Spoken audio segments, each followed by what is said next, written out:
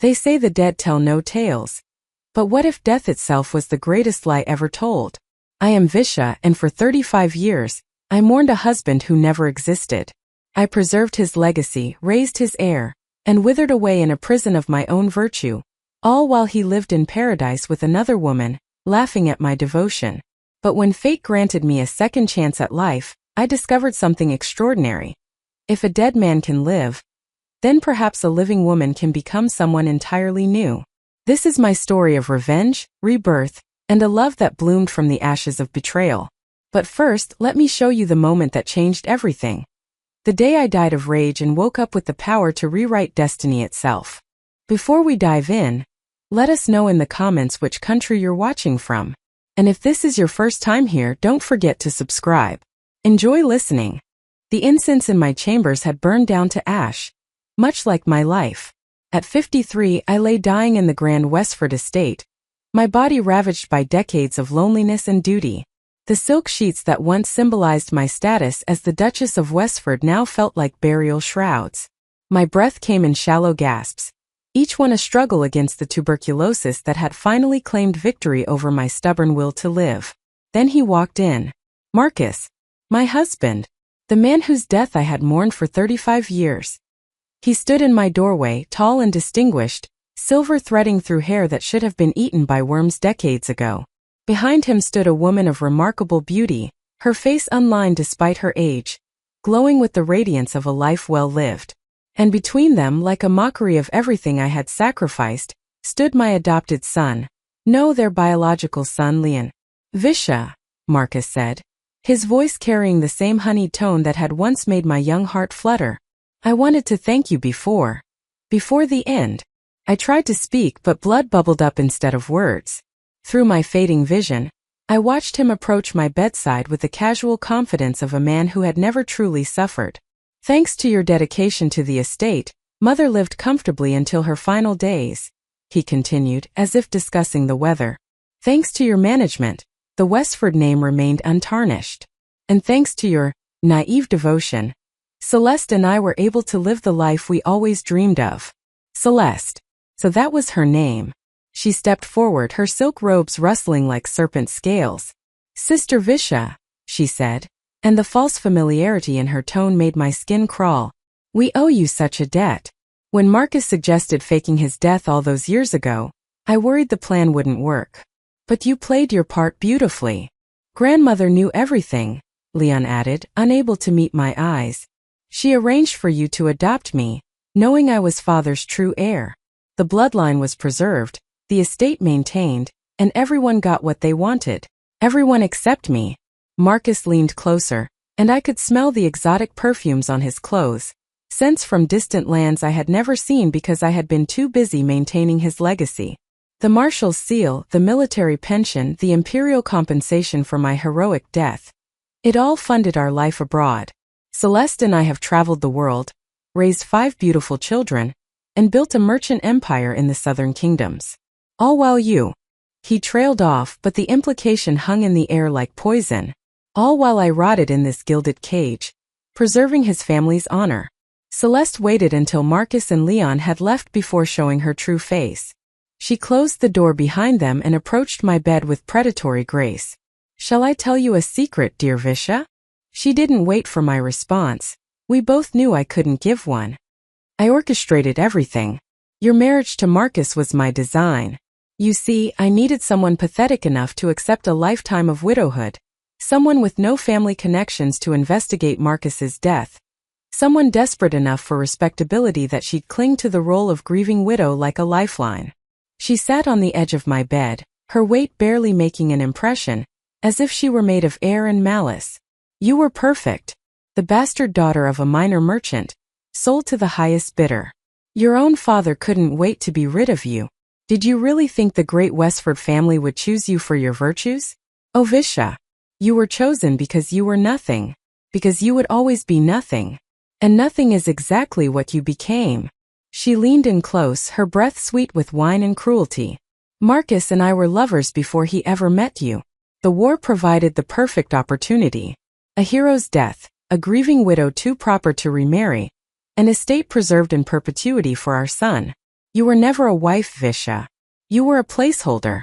A footnote in our love story. The rage that filled me then was unlike anything I had ever experienced. It burned through my diseased lungs, raced through my failing heart, and exploded behind my eyes in a shower of crimson stars.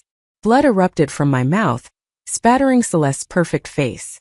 She shrieked and stumbled backward as I convulsed, my body's final rebellion against the cosmic injustice of it all. The last thing I saw was her disgust. Not guilt, not remorse, just irritation that my death had stained her robes. Then darkness. Complete and absolute. I woke gasping, my lungs filling with air that shouldn't exist. The room spun as memories crashed over me in waves, 2 sets of memories, overlapping like double-exposed photographs. My death. My life. My death again. But this wasn't death. The walls were wrong. The furniture was wrong. Everything was wrong because it was right as it had been 35 years ago. I stumbled to the mirror and nearly screamed. Staring back at me was my 18-year-old face, unmarred by decades of sorrow, eyes bright with possibility instead of dimmed by resignation. My lady! The door burst open and my young maid, Rose, rushed in. Her face was streaked with tears. My lady, the most terrible news has arrived from the northern front. The young master. The Duke. He has fallen in battle. The northern front. The message. The beginning of my imprisonment. I was 18 again. Marcus had just died. But this time I knew the truth. I sank into a chair, not from grief but from the sheer weight of possibility. The heavens, fate, perhaps even the gods themselves had granted me something unprecedented. A second chance. Not just to live but to live knowing what I knew now. Rose, I said, my voice steady despite the storm in my mind. Send word to the Dowager Duchess that I need 3 days of private mourning before the funeral arrangements. Tell her I'm too overcome with grief to see anyone. Rose nodded and hurried away. The moment she left, I began to laugh. It started as a chuckle, then grew into something wild and free. 35 years of propriety, of measured responses, of careful dignity, gone in an instant of pure, liberating madness. Marcus thought he could fake his death? He thought he could use me as a prop in his grand romance? Well, 2 could play at that game. And this time I would make the rules. The Westford estate sprawled across 3 provinces, its wealth built on generations of military service and imperial favor. As the new widow of the heir, I was expected to manage it all while wearing black and keeping my eyes downcast. The Dowager Duchess, Marcus's mother, had already begun making arrangements for my future. A future that looked exactly like my past life. But I had other plans. On the second day of my supposed mourning, I slipped out through the servants' quarters, dressed in the plain clothes of a merchant's daughter. The streets of the capital were exactly as I remembered them, down to the vendor selling meat buns on the corner of Prosperity Street. I made my way to the western docks, where the laborers gathered each dawn hoping for work. In my previous life I had come here once, years after Marcus's death, to distribute alms. That day, I had saved a young man from being beaten to death by dock guards. He had resembled Marcus so strongly that for a moment, I thought I was seeing a ghost. Now I knew better. Now I had a plan. I found him exactly where he should be, loading cargo onto a merchant vessel, his broad shoulders straining under the weight. Even from a distance, the resemblance was uncanny. The same noble jawline, the same dark eyes, even the same way of pushing his hair back when it fell into his face. "You there," I called out. He turned, and for a moment, I saw my own shock reflected in his eyes. He knew who I was, not personally, but everyone in the capital knew the young Duchess of Westford who'd been widowed before her marriage bed had grown cold. "My lady," he said, setting down his burden and bowing low, "you shouldn't be in such a place. What's your name?" I asked, though I already knew. "Gabriel, my lady. Just Gabriel. No family name." In my past life, I'd learned his story in fragments. Abandoned as an infant, raised in the streets, survived by his wits and his strength. He told me once, near the end, that I was the only person who'd ever shown him true kindness. He died protecting my estate during a bandit raid, and I'd mourned him more deeply than I'd ever mourned Marcus. But that was another life. A life where I'd been too proper to see what was right in front of me. "Gabriel," I said, stepping closer. How would you like to earn more gold than you could make in 10 lifetimes on these docks? His eyes narrowed with suspicion. Doing what, my lady? Becoming someone else. I explained my proposition in careful terms. My husband was dead. His body was never recovered. His mother, the Dowager Duchess, was desperate to believe her son might still live. If a man who looked exactly like Marcus were to appear, injured and with memory problems from battle trauma, who would question it? Who would dare? You're asking me to pretend to be the Duke? Gabriel's voice was incredulous. I'm asking you to become him, I corrected. To live in his house where his clothes bear his title. To give an old woman peace in her final years, and ensure the estate passes to worthy hands. And what do you get out of it, my lady? I smiled then, the first genuine smile I'd worn in either lifetime. I get to choose my own husband this time. Gabriel stared at me for a long moment, then slowly smiled back. When do we start? Training Gabriel was both easier and harder than expected. He had natural intelligence and a quick wit that surprised me. Within days he'd mastered Marcus's signature, and could recite the names of every major vassal family. He studied military tactics with the focus of a man who'd actually seen battle, unlike Marcus who'd bought his commission with gold and connections. The physical resemblance was uncanny, but we enhanced it further.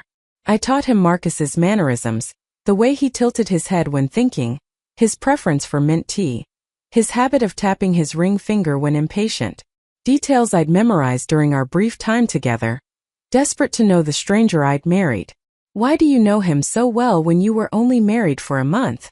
Gabriel asked one evening as we practiced in the abandoned hunting lodge I'd converted to our training ground.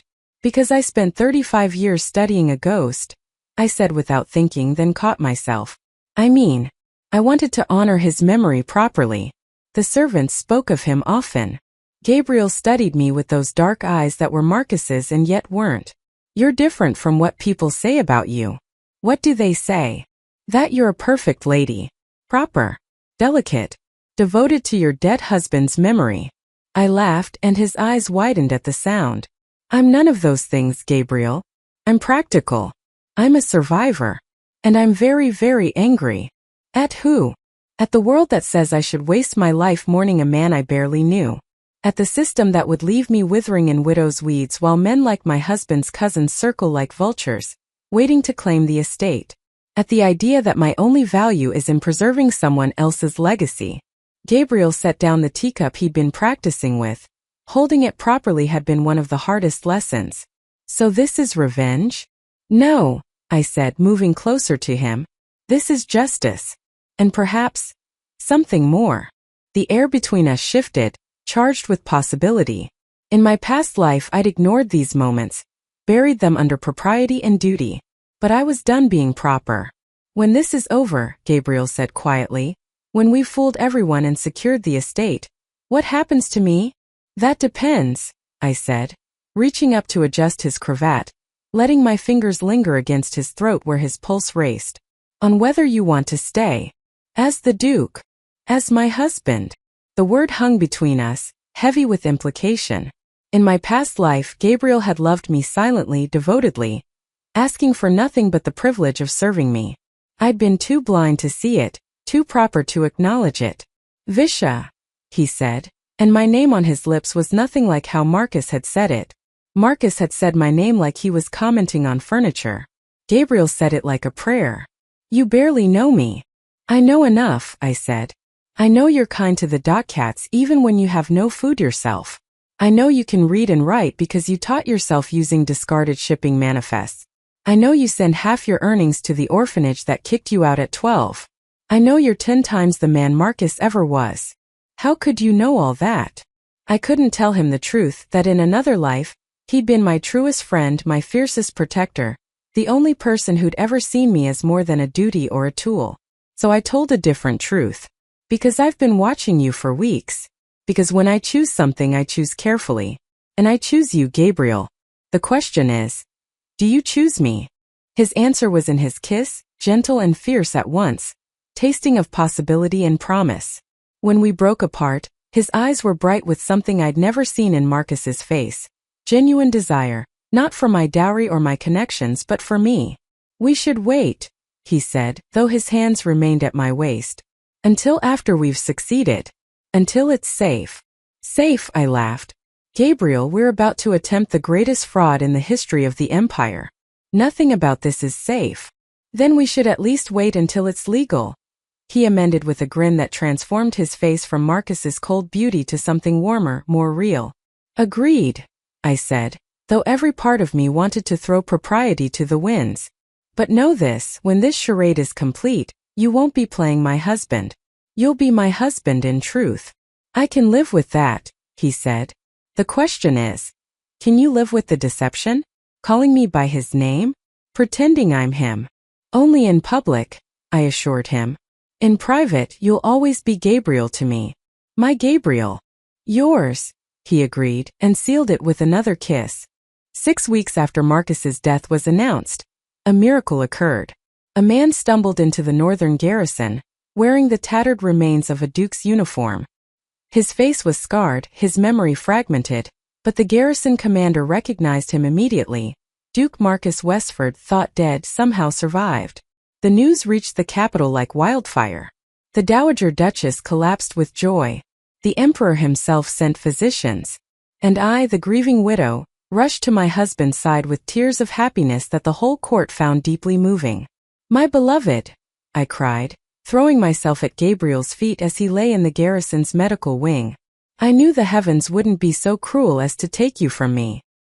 He played his part perfectly, looking at me with confusion that slowly melted into recognition. Visha? My wife.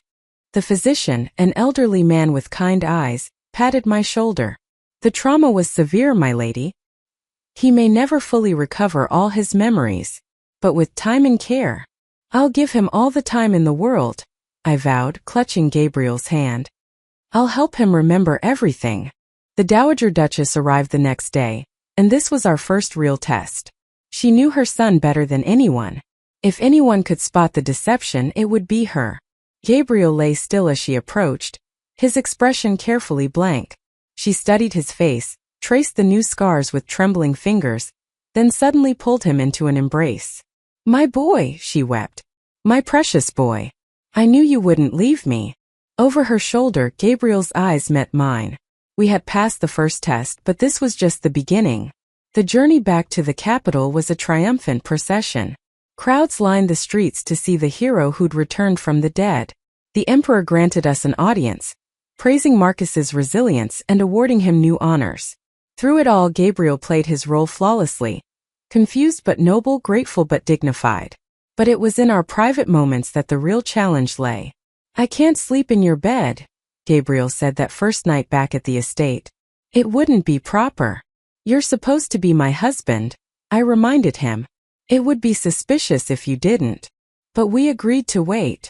We can share a bed without sharing more than that, I said, though my pulse quickened at the thought.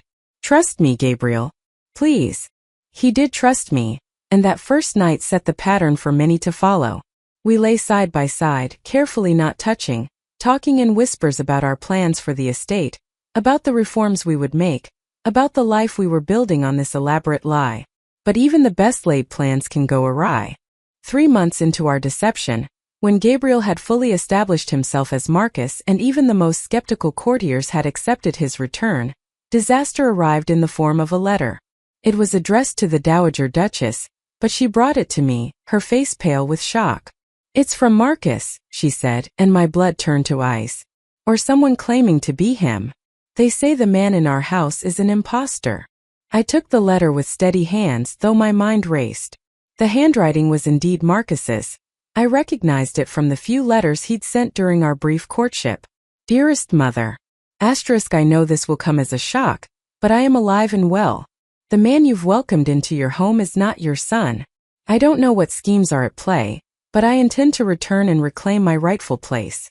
I've been recovering from my injuries in the southern kingdoms, and only recently learned of this impostor's existence. Asterisk. Wait for me. I will come with proof. Asterisk. Your devoted son. Marcus. It's a cruel hoax, I said immediately. Someone trying to destabilize the estate. Look, the seal is wrong. Marcus always used blue wax, never red. The Dowager Duchess nodded slowly, wanting to believe me. Yes, you're right. My son is here with us. This is just someone's sick joke. But I knew better. This was Marcus, the real Marcus, finally making his move. He'd let me manage the estate for months, let Gabriel establish himself, and now he thought he could swoop in and reclaim everything. He had no idea who he was dealing with now. That night I told Gabriel everything. Not about my rebirth, but about my suspicions that the real Marcus had faked his death. He listened in silence, his face growing darker with each word. So I'm impersonating a living man, he said finally. If he returns with proof. He won't, I said firmly. Because we're going to discredit him first. How? By being more Marcus than Marcus ever was. Over the next weeks we put our plan into action. Gabriel as Marcus became the perfect duke. He attended every court function, renewed alliances Marcus had neglected, even visited the temple to make offerings for his fallen soldiers, something the real Marcus had never bothered with. More importantly, he remembered things. Small details that only Marcus would know, carefully fed to him by the Dowager Duchess's stories. He recognized old servants, recalled childhood incidents, even found Marcus's old sword hidden in the attic, placed there by me, of course. By the time the real Marcus arrived at the estate gates, the entire capital knew that Duke Marcus Westford had returned from the dead, scarred but noble, devoted to his wife and mother. The confrontation was inevitable. Marcus arrived with an entourage, Celeste at his side, their eldest son, and a contingent of Southern Kingdom merchants who'd grown rich from his patronage. He demanded entry to the estate, claiming his rightful place. The Dowager Duchess received them in the Great Hall, with Gabriel and me at her side. The moment Marcus saw Gabriel, his face went white. Who is this? He demanded. This impostor. How dare you? The Dowager Duchess said coldly. My son has been home for months. Everyone knows Duke Marcus survived the battle. Who are you to claim otherwise? I'm your son. Marcus roared, then seemed to remember himself. Mother, please. Look at me. Really look at me. She did look, and I saw the flicker of recognition in her eyes.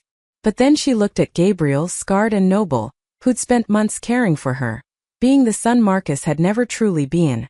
My son bears scars from his battles, she said slowly. You have none. My son's voice was damaged from smoke inhalation. Yours is clear. My son would never abandon his duty for months without word. I was recovering. With her. The Dowager Duchess pointed at Celeste with disgust. This foreign woman? My son's wife stands beside him. Who is this creature? Celeste stepped forward, her beauty unmarred by travel. I am his true wife. We were married in the Southern Kingdoms. This woman is nothing but... Silence. The Dowager Duchess's voice cracked like a whip. Guards, remove these charlatans from my home. But Marcus wasn't done. I can prove who I am. I know things only the true Duke would know. The scar on my left shoulder from when I fell from a horse at age 7. The secret passage behind the library. Anyone could know those things, Gabriel interrupted smoothly. Servants talk. But do you know this? He pulled out a locket, one I'd found hidden in Marcus's old chambers. Do you know whose portrait is inside? Do you know the words engraved within? Marcus faltered. He'd never seen the locket because it had belonged to his father, hidden away after his death. The Dowager Duchess gasped as she recognized it. My husband's locket, she breathed. He said he'd give it to our son when he became a true man. I thought it was lost. I found it after my return, Gabriel said gently, handing it to her. When my memories started returning, Father would have wanted you to have it. It was a masterstroke. The Dowager Duchess clutched the locket, tears streaming down her face, then turned to Marcus with pure venom. You're not my son, she declared. My son is here, has been here, caring for me and the estate. You're nothing but a fraud trying to steal his birthright. Mother, please. Marcus begged, but the guards were already moving.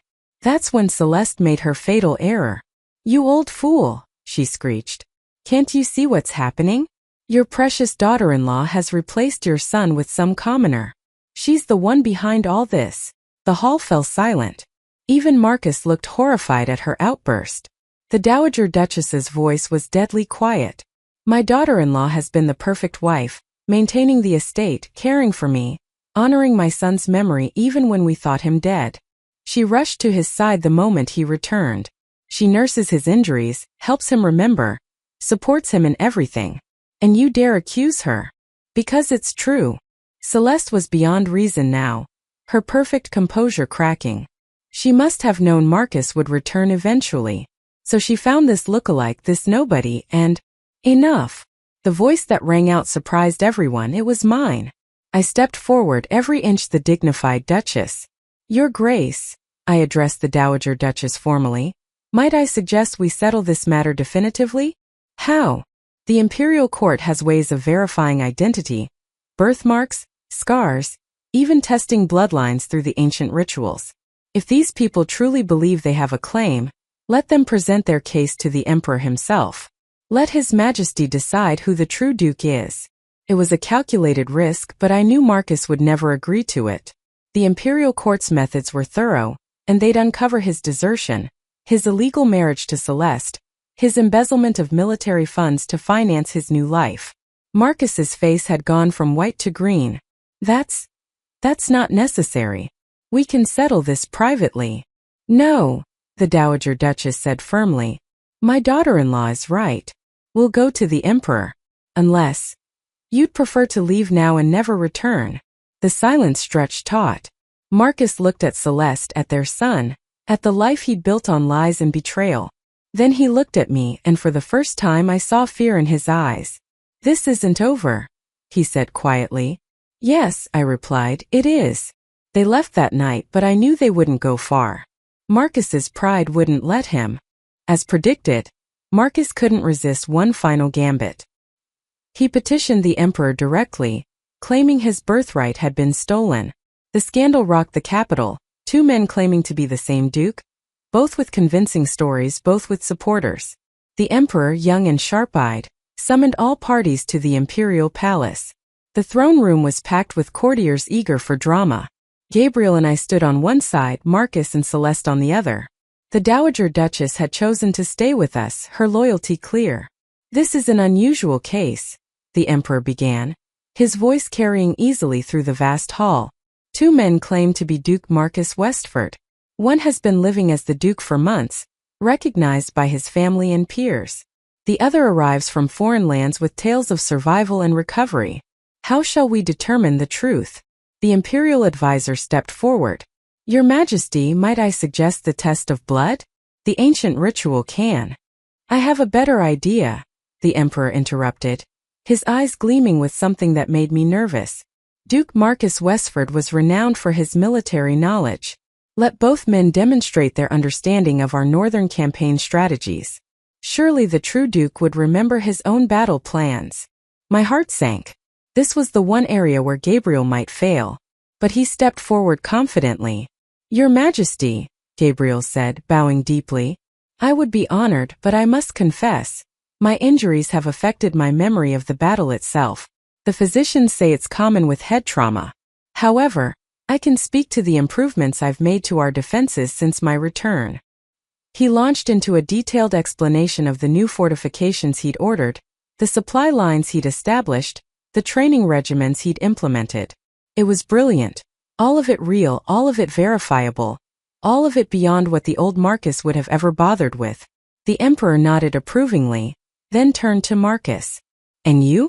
Surely you remember the battle where you supposedly died. Marcus stammered through a vague account, clearly struggling to remember details from a battle he'd fled before it began. The courtiers began to whisper. Interesting, the Emperor mused. Tell me, both of you, what happened to the jade seal I personally gave to Duke Marcus before he left for war? Gabriel immediately pulled out a seal from his robes, one I'd had forged based on palace records. I keep it always with me, Your Majesty, though it bears scars from the battle. Marcus patted his robes frantically. I lost it in the battle. When I was injured. You lost an imperial seal? The Emperor's voice was dangerously soft. That's a capital offense, Duke Marcus. If you are who you claim to be. The tide was turning, but Celeste, desperate, played her final card. Your Majesty, she cried, throwing herself at the emperor's feet. I have proof. Documents, letters, Marcus's personal effects from our years in the southern kingdoms. And this. She pulled out a jade pendant, one I recognized with a shock. It was the Westford family heirloom, supposedly lost with Marcus in battle. The Dowager Duchess gasped. The dragon's eye. But how?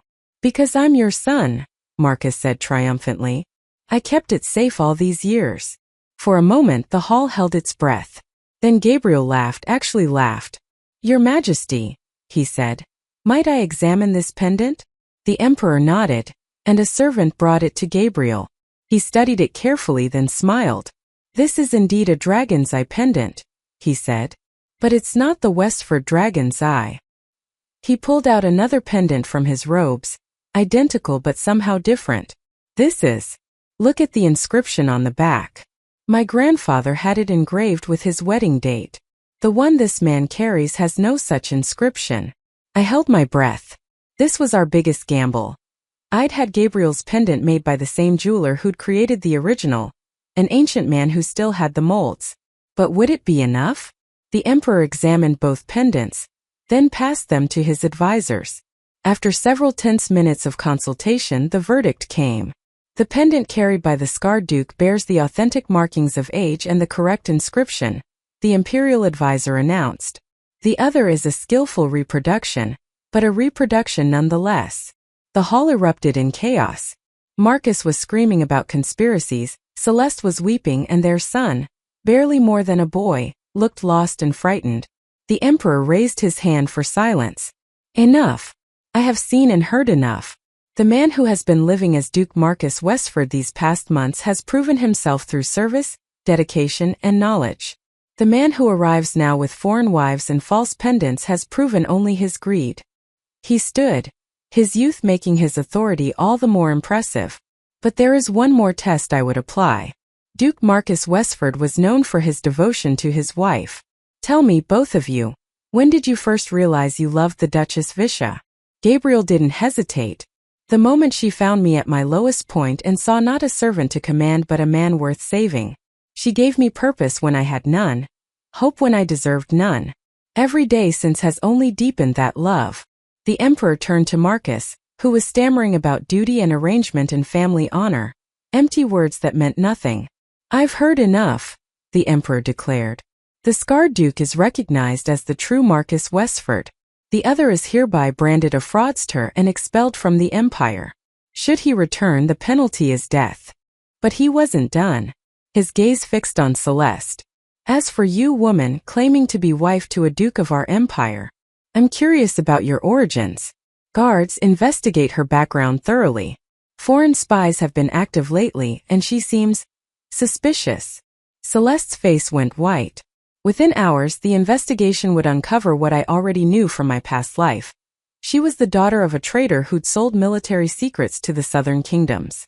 Her father's entire family had been exiled or executed. They were dragged away, Marcus still protesting, Celeste cursing, their son weeping. I felt a moment of pity for the boy. He was innocent in all this, but it passed quickly. In my previous life, he'd grown up to be just as cruel as his parents. As the throne room emptied, the emperor approached us privately. Duchess Visha, he said quietly, that was masterfully done. I kept my expression neutral. Your Majesty? He smiled, a knowing, sharp smile. I'm not blind. That man is not Marcus Westford.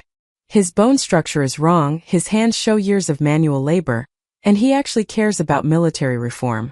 The real Marcus was a pompous fool who bought his commission.